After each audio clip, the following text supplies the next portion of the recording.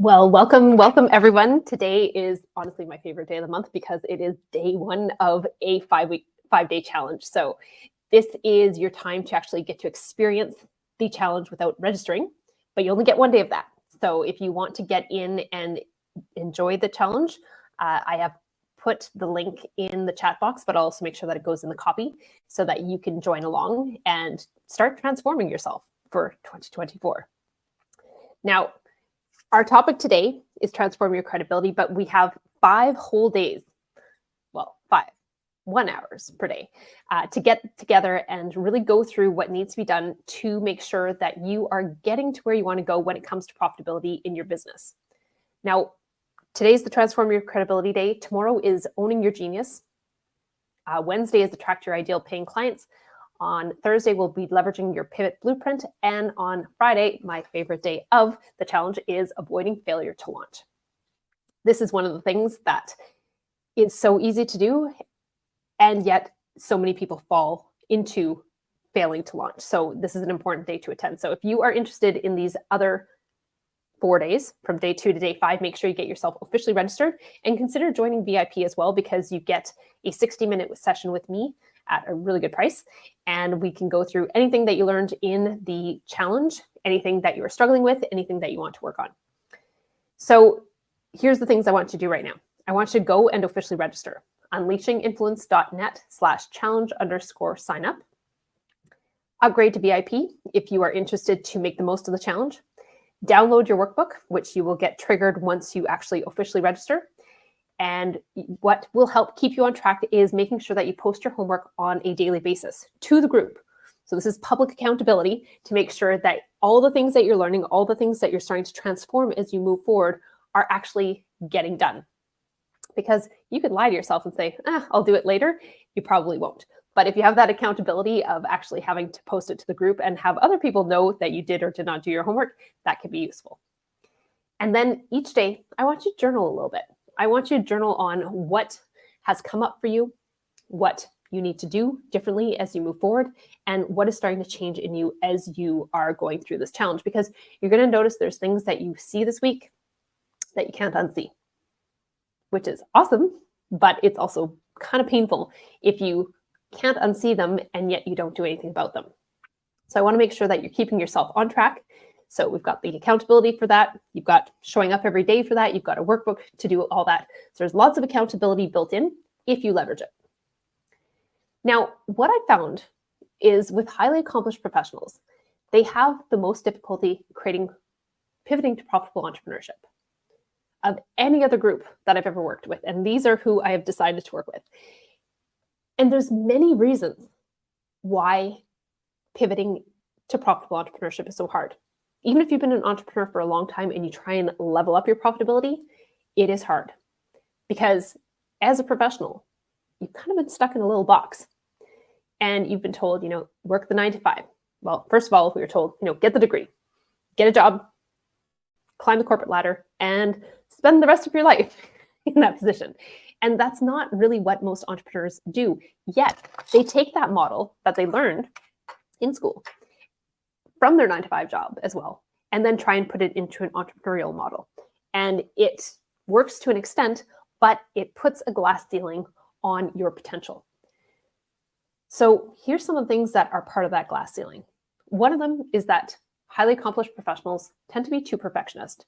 You're so afraid of getting slapped by your governing body, or a client reporting you, or anything at all going wrong, that you're afraid to put anything out there unless it's absolutely perfect. And the truth is, nothing is ever going to be absolutely perfect. Highly accomplished professionals often are really good at giving into the shoulds. Part of the reason they became a professional was there was all these shoulds that encouraged them to do that. Well, you're really smart. You should get this degree. Oh, you're really smart. You should pursue that job. Oh, you're really smart. And so all these shoulds and expectations get put on highly accomplished professionals. And sometimes it's just easier to give in. You're like, okay, that's what they need me to do. Fine, I'll do it. And so those shoulds just pile on and they weigh us down, and they block us from creativity. They block us also from stepping out of the 9 to 5 box so that we can write our own rules. Another reason that highly accomplished professionals tend to have difficulty pivoting to profitable entrepreneurship is they lack support in their new endeavor. So when you are transforming, when you are taking yourself to the next level, you are going to be leaving some people behind who haven't transformed to that next level with you.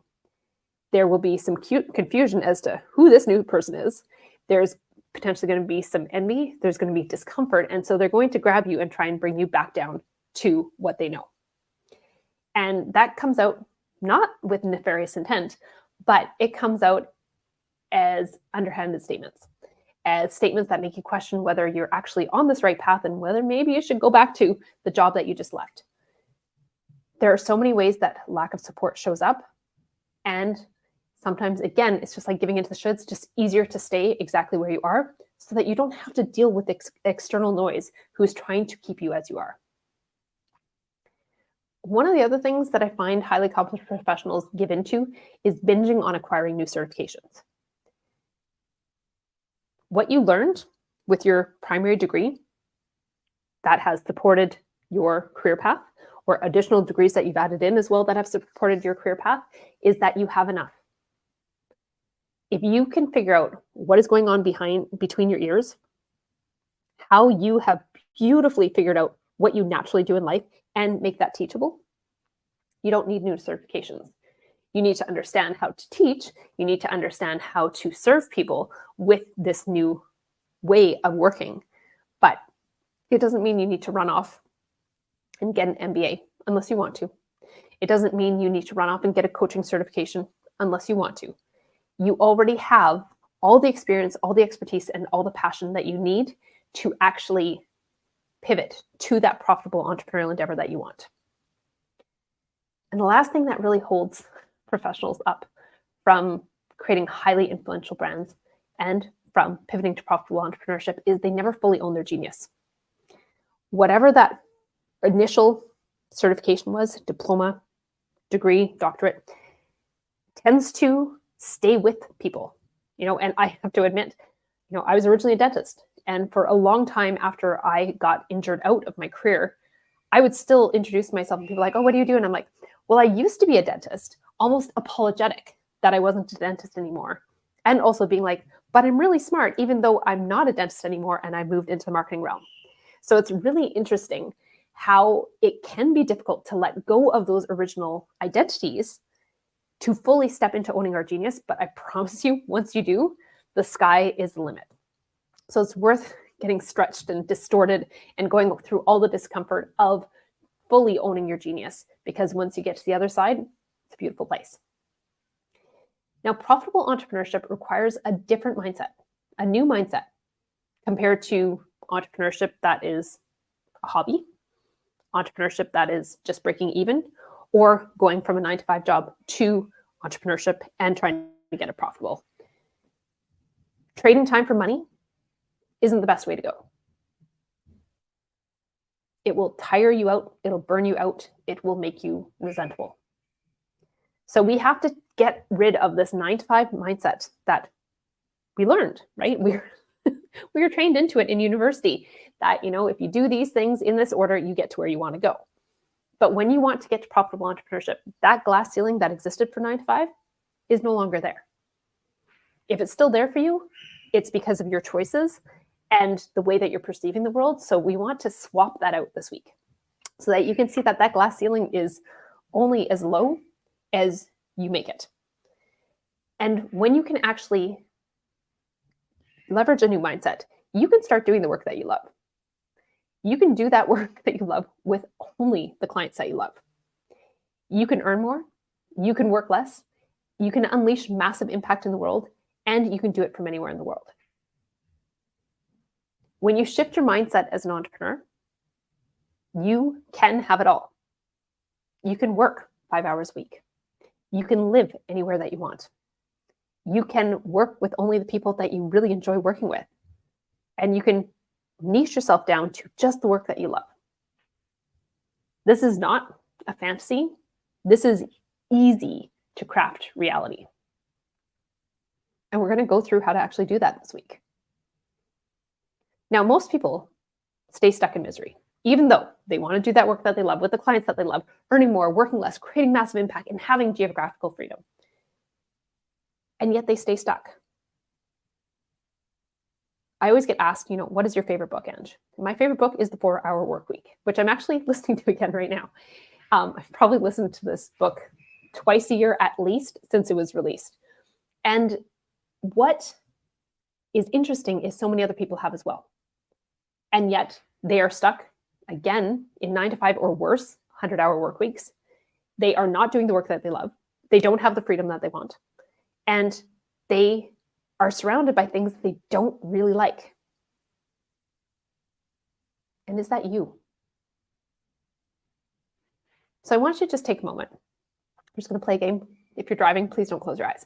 But if you are still, I'd like you to close your eyes for a moment. And what I want you to do is picture the parts of your life that you love. The parts of your life that when you wake up in the morning, you are so excited about. Maybe it's your family. Maybe it's the critters that you have around. Maybe it's where you live. Maybe it's the work that you're doing. And just breathe that in. Now, I want you to picture the parts of your life that you hate. The parts that make you cringe when you wake up in the morning, that make you avoid going somewhere or doing something because you don't like doing it. The parts that make your stomach turn when you think about them. Keep picturing those parts of your life that you hate. Now what I want you to do is picture yourself lighting a match, throwing it over your shoulder, and burning the parts of your life to the ground that you hate with no negative consequences. And all that is left is the parts of your life that you love. How awesome would that be, right? Well, the truth is, you can have everything that you want. You can burn down the parts of your life that you hate. Leave the parts of your life that you love and actually expand on those because you created space by getting rid of the stuff that was draining your energy, draining your mind, draining everything out of you. And then also taking away from the parts of your life that you love. You can have it all. You really can have it all. This is not a fantasy. This is crafting your reality. So, do you want it? Now, I know saying burn it to the ground seems a little bit extreme, but my clients have named me the arsonist. And what we're going to do this week is start to burn away the parts of your life that you don't like, that don't belong, that are holding you back from that profitability, that are holding you back from working with those ideal clients, that are holding you back from doing work that you love, only that you love, from doing work that creates impact, that gives you geographic freedom. We're going to start slowly burning these pieces away so that you can simplify your life. I didn't tell you this, but right now I'm sitting in Paris. And the past 3 years, I was living in Nicaragua, Central America. You can design your life whatever way you want. So let me tell you about how I became the arsonist. So it was a Saturday morning after a long entrepreneurial week, and I was owning 3 companies at that point, and company 3 was getting built and was growing really fast, while the other 2 were still working really well. And my boyfriend at the time rolled over and kissed me on the forehead and asked me a question that changed the course of my life. No, he didn't ask me to marry him. Instead, he asked me, Ange, what does your dream life look like? I was a little bit ticked at this question because I knew why he was asking it. He was annoyed that I had had a long entrepreneurial week. He was annoyed that I was pulling ahead in my career. He was annoyed that I was tired, and he was feeling like he was getting the crumbs of me, which was true. He was annoyed at a lot of things. So this question wasn't really curiosity. It was pretty self-serving, but I decided to answer it anyway. And what came out of my mouth shocked me. Okay, so what does my dream life look like? My dream life looks like waking up in the tropics, feeling the humidity on my skin, smelling fragrant flowers in the air, and seeing palm trees outside my window. My dream life is getting on a motorcycle at sunrise, and going and surfing at the beach.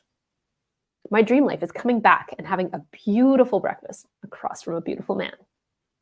And then, in my ideal life, I go to work and work with my clients for a couple of hours a day. And those are highly accomplished professionals who are trying to change the world with what they know. In my dream life, when I'm done work, I'm done work. And I can just go and play. I can go and have a beautiful dinner at sunset on the beach with good friends. And in my dream life, when the day is done, I crawl into bed.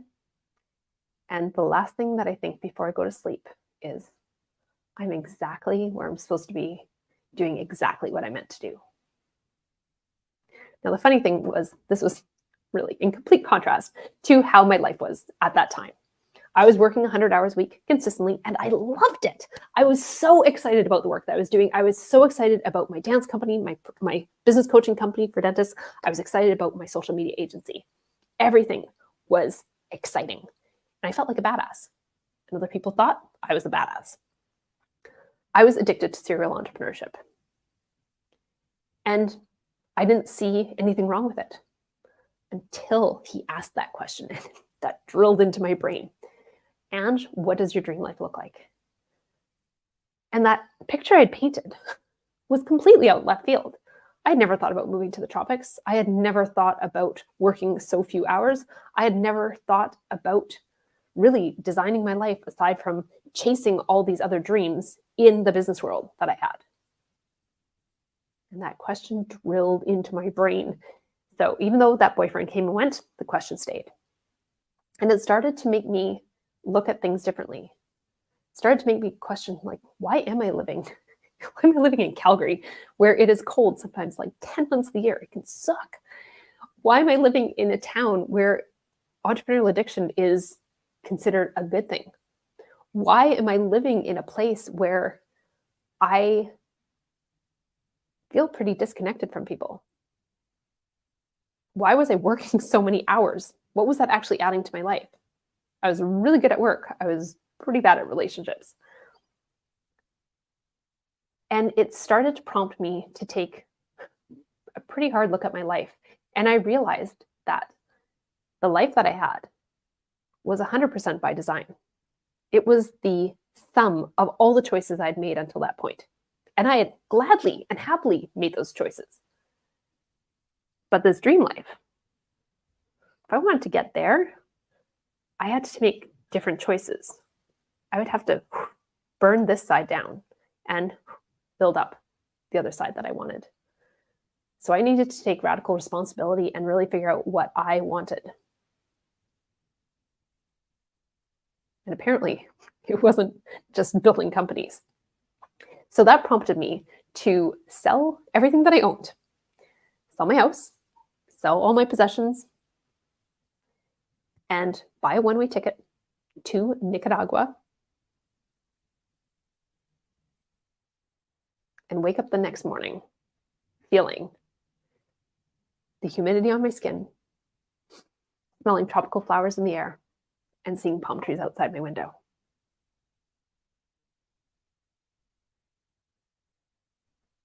Now, most people on their deathbed wish that they lived a life true to themselves. I'm guessing a lot of you out there are wishing you were living a life true to yourself. That means doing what you want, with who you want, where you want, having a life that you want, where you're setting the standards, where you're setting the rules. And yet most people aren't. But if you were to get hit by a bus tomorrow, and where you are right now is exactly the last day that you got to live, would you look back at that and go, yeah, it's a pretty kick-ass life? Or would there be things that you wanted to modify?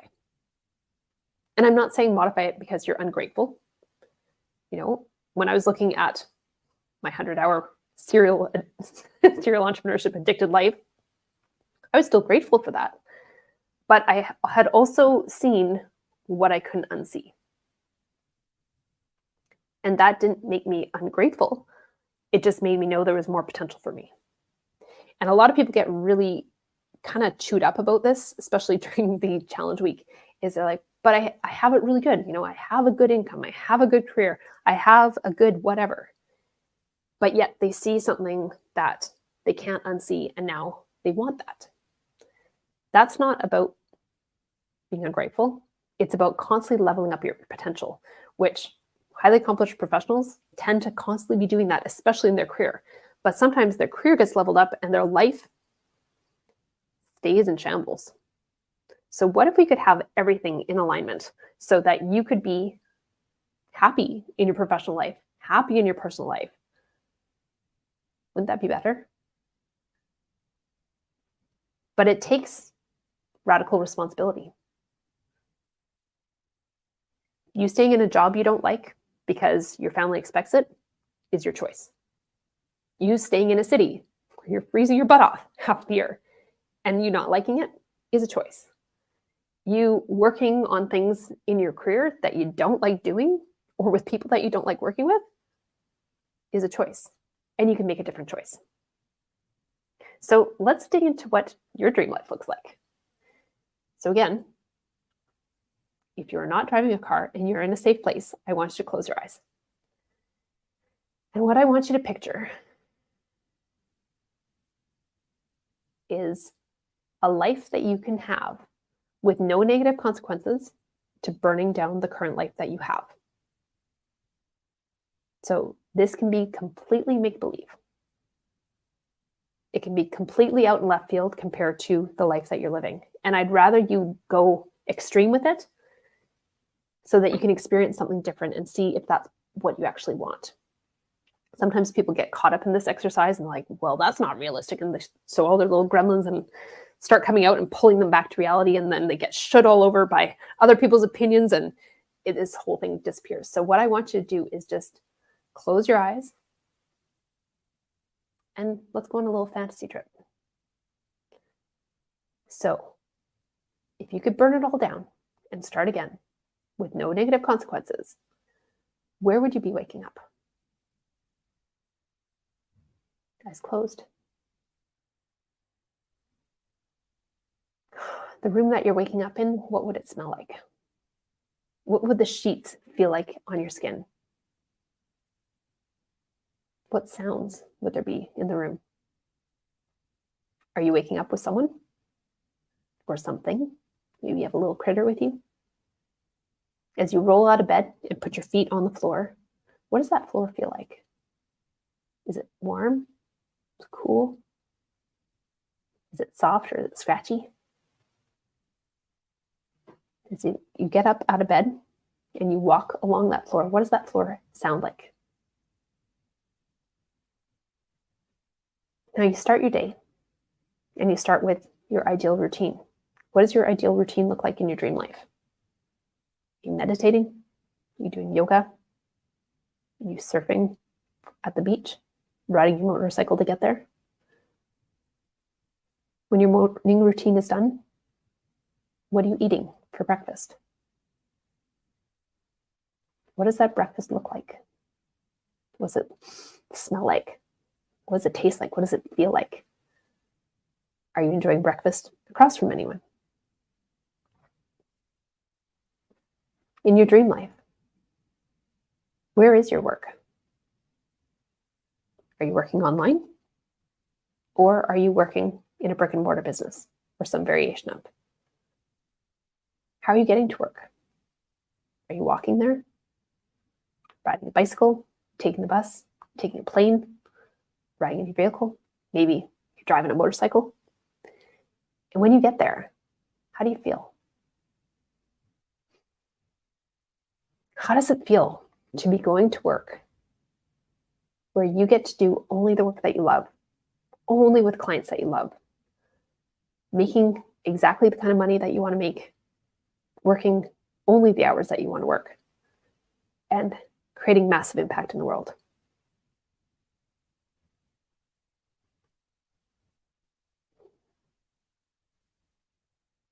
How many hours a day are you working? How much money are you making per day in your dream life? As your workday finishes and you get to go off and just enjoy life because you have boundaries in your dream life, what are you doing with your free time in your dream life? You happen to open your phone as you get home and you open your bank account. How much money do you have in your bank account in your dream life?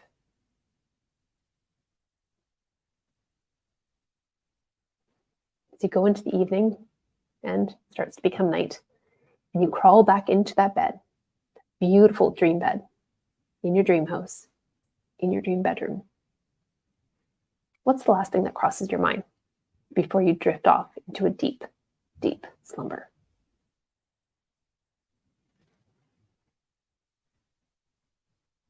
You can open your eyes.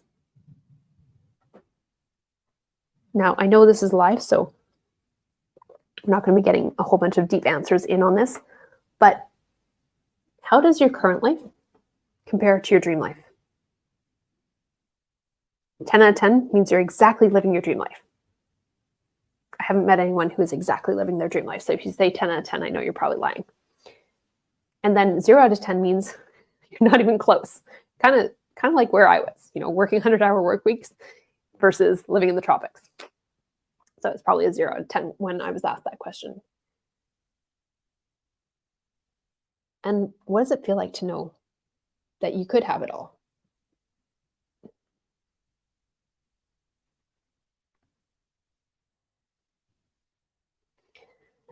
So I arrived in Nicaragua and I thought, by burning things down, I had sold off one of my companies, I had sold off my house, I had sold off everything that I owned, that I would be a new Angela.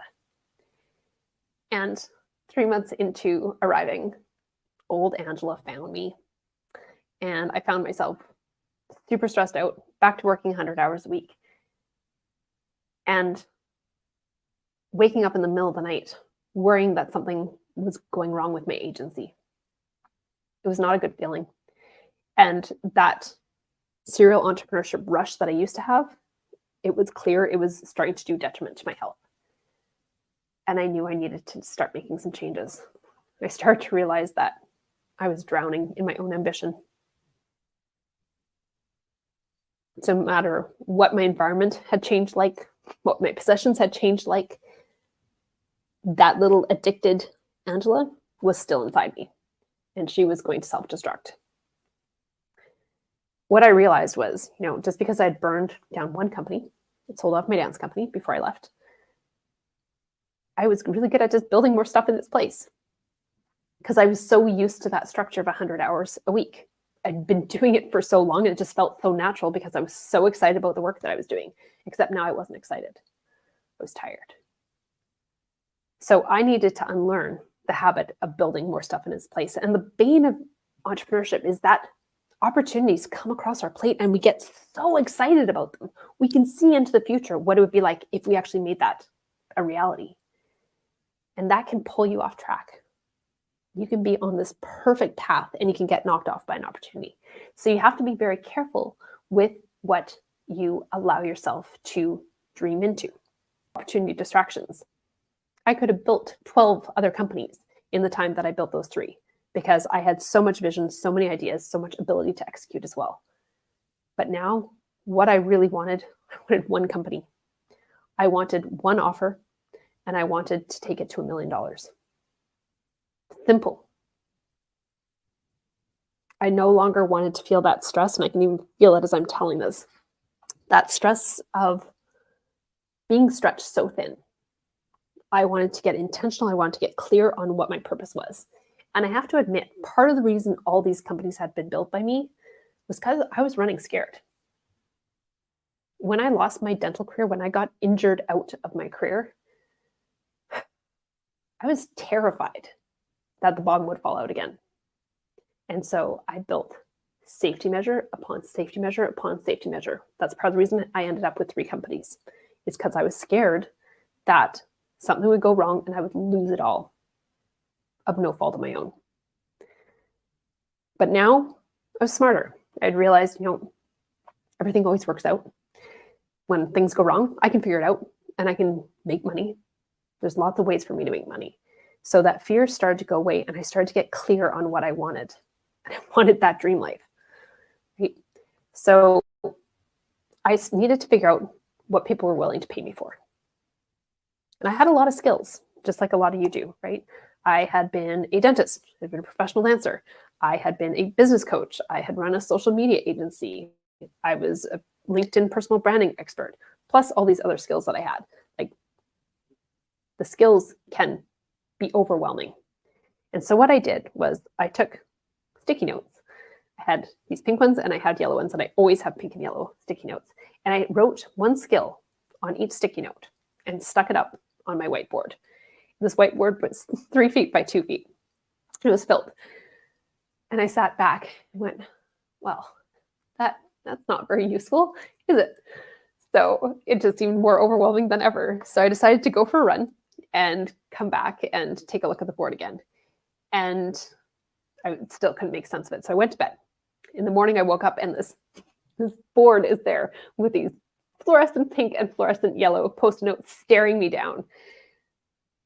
And so I was like, well, there has to be a reason I was inspired to do this. There has to be something in this puzzle that I can figure out. So I started ordering things. So I started to take the skills that I loved, put them in one corner, put the ones that I hated in another corner, and forgot about them. And started to put the ones that I loved in order from most loved to least loved. And what came out in the wash was my niche of genius,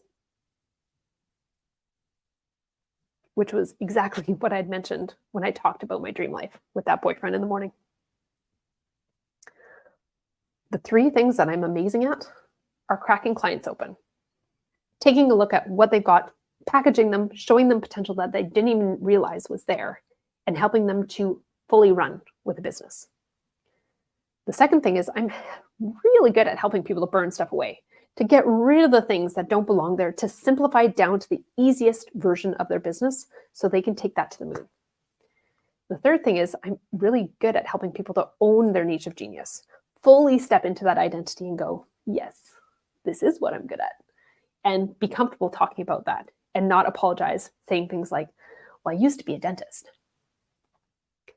These 3 things help me to help highly accomplished professionals to create massive impact in the world. This is it. And so after realizing that these 3 little sticky notes were it, I started a bonfire.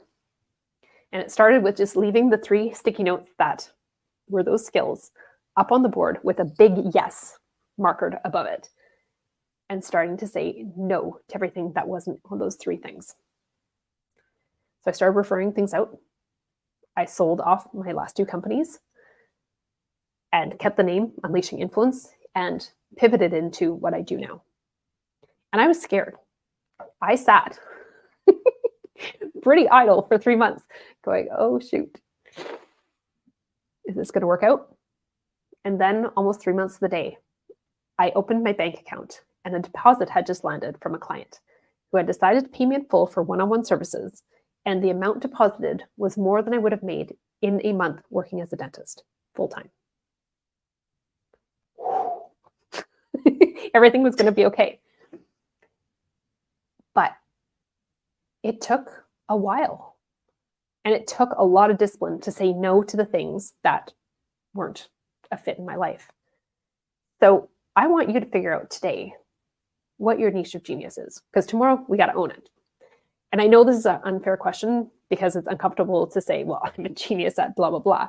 But we're going to get started by figuring out what people will pay you for. So if you have sticky notes, use them. If you don't, cut up pieces of paper. I don't want you just writing a list on a piece of paper that's static. I want you to be able to move the pieces around so you can really figure out what you want. And what I want you to come up with is your top 3 skills. And then we're going to turn those top 3 skills into your niche of genius tomorrow. So do the exercise. Write down all the skills that you have that people are willing to pay you for, or that you think that people will pay you for that they haven't paid you for yet. And sleep on it in the morning, come back and put the ones that you love in one corner, the ones that you hate in another corner, or if you're doing it on the table, same thing. And then order the ones that you love from most loved to least loved, and see what comes out in the wash. You might be surprised. And then you're going to start a bonfire. Commit some arson this week and start really figuring out who you are, what you want to do, how do you want to change the world, so that you can do that work that you love with the clients that you love at the price point that you want in the little amount of time that you want and have that impact. It takes burning things away. But what is left is simple, effective, and influential. When I made a promise to myself, well, one company with one offer to $1 million, I didn't realize I was looking for simple. But that's really what I teach. That's what I did for myself. And it became highly effective. I was able to collapse time with clients and get them massive results. And help them to create more influence, more ripple effect in the world. So I switched to this one-on-one. Just doing what I was doing. I'd been doing this with my other companies, but now this was all I was doing, was working one-on-one with highly accomplished professionals, helping them to create impact in the world. And word got out pretty fast about what I was doing. And I let people know on LinkedIn, I'm a content creator, let them know what I was doing. And suddenly I started to get messages. After that first deposit, I got messages saying, hey, I've heard what you're doing. When can we start working together? And it was great. It was great. I was filling my schedule. I was working with amazing people. But I also started to realize that if I stayed on this path, I was going to be back to old Angela, which is not what I wanted. I didn't want to be working 100 hours a week. I didn't want to be addicted to work or entrepreneurship. I wanted a simple, effective, and influential company. And so I decided to take a step back before I took on any more clients and sat back and looked at, what am I missing here? I was working with really smart people. So they had genius out the wazoo. I noticed I was saying the same thing to multiple people during the week in one-on-one sessions. So I was repeating myself. I also noticed that these geniuses were also feeling very unsupported in their life. They felt like nobody got them. Some of them, at that point, it was really people who were newly pivoted to entrepreneurship. That's not just who I work with now, but they were having people be like, well, why did you leave that C-suite position? You're getting paid that much. You have that job security. You've been on this path for a long time. Shouldn't you stay on this path? And the should start to come out. So I was like, well, maybe we can time collapse this and bring these people together and get them feeling supported, get them sharing their genius, and get me saying something once a week instead of multiple times a week. And what came out of it was the Pivot Accelerator. So in the first Pivot Accelerator, what normally would take me 2 years with a client got collapsed down to being achievable in 90 days. And the reason is this: when you're working one-on-one, whether you want it to happen or not, you're going to get pushed around by your client. Something happens in their day, they want to talk about it, right? Something happens in their business, they want to talk about it, which is fair. When you have group, though, there's a set curriculum that people know we've got this many days to accomplish this, we better get it done. And so that personal stuff starts to get taken out of the room. And you can have offside conversations with them, that's fine.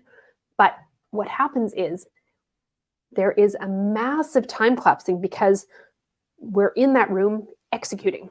We're getting stuff done. And so the outcomes, we go from big time to little time, and the outcomes expand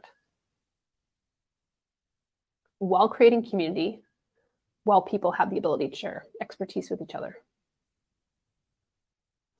When I did the math on what changed for my income when I went from one-on-one to the Pivot Accelerator, my hourly rate, the first round, 6 times what it originally was for one-on-one.